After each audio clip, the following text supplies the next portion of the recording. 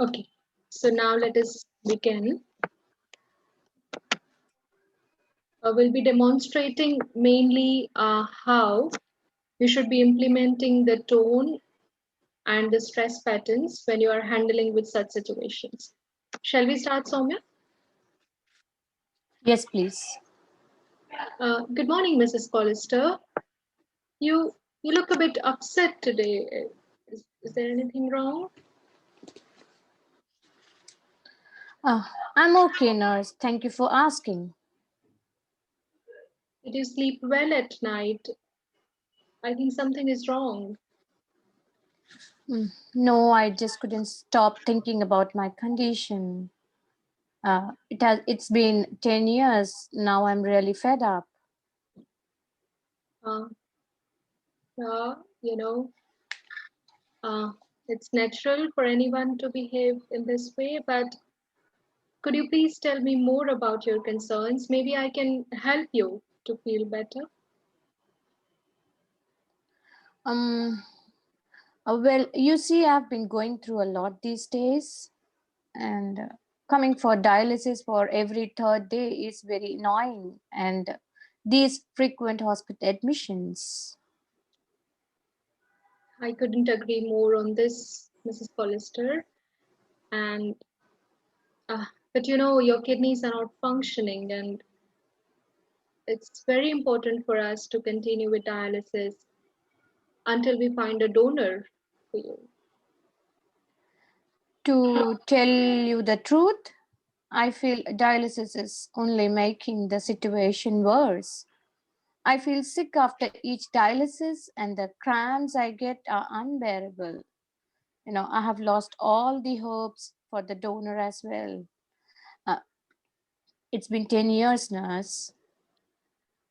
I know how difficult it is to wait for such a long time, when you're hoping to get the donor.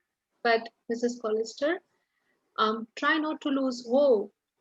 I have seen many patients, and I'm very sure that you will get a suitable donor. We'll find it very soon for you.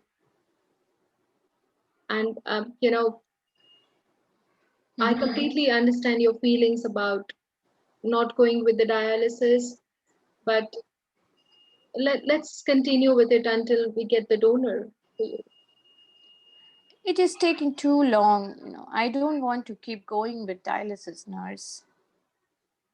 Uh, Dialysis actually helps to get the waste out of your body. So if we don't continue with the dialysis, Mrs. Collister, I'm afraid that there can be some serious consequences, and it would be then very difficult for us to handle that situation. The complications can be fatal. All right. I can understand what you're saying. However, I just want to let you know a personal decision of mine, if that's okay. Yes, I'm all ears, please. While staying in the hospital, I found that you people are saving lives of many who are near to death with the resuscitation procedure. But if something happens to me before the transplant, uh, please don't initiate any life-saving procedure for me. I sense that you're going through the most difficult times, but try not to lose hopes. Try to stay positive. I know that it is easier said than done, but I'm very sure that you will overcome this situation, Mrs. Collister, and try not to think the worst. There is no point living such life. Please inform your team that I don't want to receive any intensive treatment now. Okay, so Mrs. Collister, if you want to take such an extreme decision, then it's our hospital policy that we support you. We support you with everything that you decide. Uh, but there are, just like any other hospital procedure, there are some legal formalities that we would need to complete if you wish to be listed on NFR. I see. What would that involve? So first of all, since it's a very crucial decision of your life, we want to make sure that you have understood the consequences of your decision fully, and therefore we would first refer you to a counselor who would be discussing the entire procedure in detail with you, and what kind of consequences this decision can bring. Mhm. Um, See, it's my life, and I don't really like discussing it with everyone. I told these things to you because you have been with me since so long. um, Please don't worry about that. um, as a health team, we are used to maintain the confidentiality, so I can vouch for it that your details will not be discussed with anyone else. And the counselor, just like me, is a professional counselor. And as I said, it is the hospital policy, so we will need to complete those legal formalities if we were to respect your wish of being listed on NFR, Mrs. Collister. All right, no worries. I don't want to put you in trouble. I'm ready for the counseling.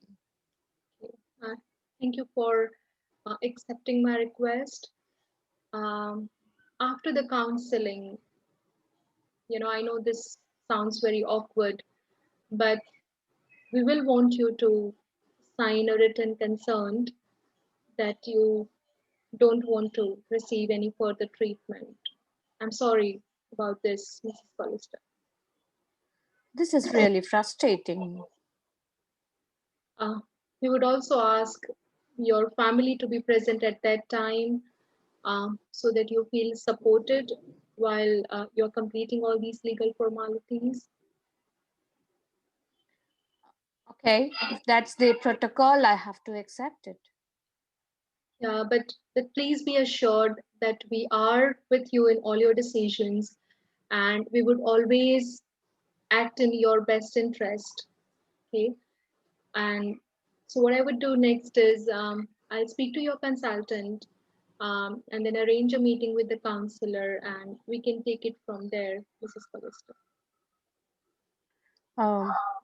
That's quite useful. Thank you for your assurance, nurse. Okay, so I'll see you in some time then.